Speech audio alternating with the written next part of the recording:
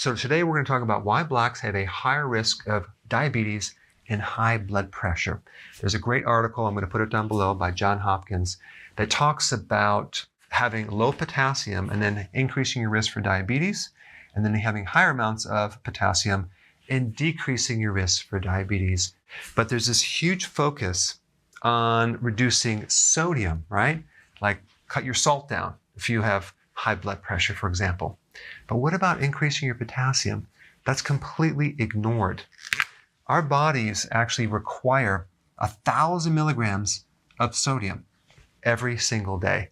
That's almost one level teaspoon of salt will give you 1,000 milligrams of sodium. But when we talk about potassium, it's more than 4 times. We need 4,700 milligrams of potassium, but we only need 1,000 milligrams of sodium.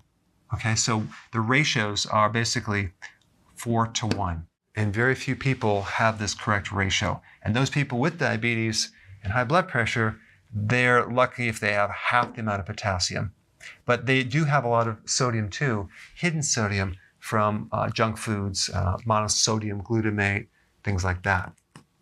Not to mention, if you have high blood pressure, you're usually taking a diuretic, right? Thiazide. Well, guess what? That alone will deplete your potassium. High carbohydrate diets deplete your potassium. So serum potassium or blood potassium is an independent risk factor for diabetes. So now let's just talk about what potassium does in the body. It does a lot of things. It helps you store glycogen. So here are the glucose molecules. They're combined and stored as stored sugar, it's called glycogen, with potassium. So if we're potassium deficient, we cannot store glycogen like we should. And then we're going to crave sugar, right? We're going to crave sugar, and we're going to have blood sugar swings up and down. And also it's going to worsen insulin resistance, which is always involved in diabetes. And when you have insulin resistance, your body makes more insulin, but it doesn't work. So the blood sugars start going higher and higher and higher. So when you lower your potassium, your blood sugars go up. Your arteries actually stiffen up when you don't have enough potassium, and that's why the blood pressure goes up. So taking more potassium can make your blood vessels very elastic. Potassium actually protects the kidney. Now, when you have end-stage kidney disease, they don't want you to take potassium because it can be toxic. But if you don't have end-stage kidney disease, you need potassium to protect it. And potassium can also decrease the risk for gout, which is usually pain in the big toe, and it's a form of arthritis. But I think most people don't realize what this means, like 4,700 milligrams. Do I have to eat 10 bananas? No, because that's too sweet, because we want to go on a low-carb diet. For those of you that are new, I put a link down below of exactly what diet you need to do to actually fulfill your potassium and lower your carbs. Okay, it's a link right down below. But the most important thing is to make sure that you consume foods with enough potassium. What will help is to increase your salads. Okay, very simple. Have 2 salads. And at the end of the day, if you can achieve between 7 and 10 cups, that will get you a lot closer to this. Of course, you're going to get potassium in other foods as well, but this is the easiest way to do it. A couple big salads, and you will be shocked to find out what happens to your blood pressure and your blood glucose levels. One point about this that's interesting, when you buy a supplement, you can't find one higher than 99 milligrams. That's weird, isn't it? But we need 4,700 milligrams. So I highly recommend start with your diet, okay? Cut the carbs down, increasing the foods with potassium, and just see for yourself the benefits. Not just blood sugars and cravings, but blood pressure as well. All right, thanks for watching. Hey, before you leave, I just wanted to give you a little quick history on some of the books that I wrote. This was one of the first books. It's called Dr. Berg Body Shapes. It was my attempt at writing about body types.